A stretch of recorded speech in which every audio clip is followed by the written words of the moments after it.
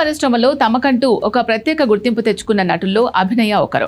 వైకల్యాన్ని జయించి తనదైన నటనతో ఎంతో మంది అభిమానులను సంపాదించుకున్న ఆమె జీవితం ప్రతి ఒక్కరికి ఒక పెద్ద ఆదర్శం. ఇటీవల నటి అభినయ ఆమె తండ్రి ఆనంద్ పాల్గొన్న ఒక ఇంటర్వ్యూలో తమ కుటుంబ బంధాలు, అభినయ కెరియర్ మరియు ఆమె జీవితం పట్ల ఉన్న ఆశావహ దృక్పథం గురించి పలు ఆసక్తికరమైన విషయాలు భావోద్వేగంగా పంచుకున్నారు.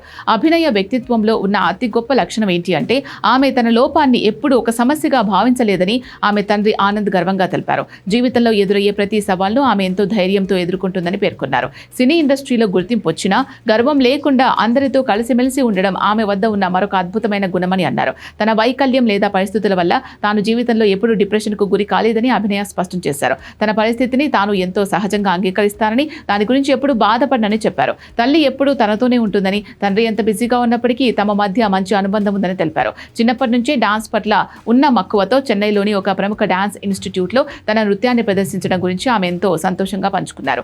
దేవుడు ఎలా రాస్తే అలా జరుగుతుంది అని విశ్వసించే అభినయ పెళ్లి తర్వాత తల్లిదండ్రులను విడిచిపెట్టి వెళ్లాల్సి వస్తే హైదరాబాద్లో ఉంటే తరచుగా కలుస్తానని, వేరే ప్రాంతాలకు వెళ్తే దేవుడి ప్లాన్ ఎలా ఉందో చూడాలని సరదాగా వ్యాఖ్యానించారు. దివ్యాంగులైన పిల్లలు పుడితే వారిని దయచేసి వదిలేయవద్దని, భారం అనుకోవద్దని వేడుకున్నారు. అటువంటి పిల్లలను ప్రేమతో ఆదరించి ప్రోత్సహించడం మనందరి బాధ్యత అని అభినయ అత్యంత భావోద్వేగంగా విజ్ఞప్తి చేశారు. వైకల్యం అనేది మనసుకు మాత్రమే కానీ శరీరానికి కాదని నిరూపించిన అభినయ ప్రయాణం మున్ముందు మరెంతో మందికి స్ఫూర్తినిస్తుంది అనడంలో సందేహం లేదు.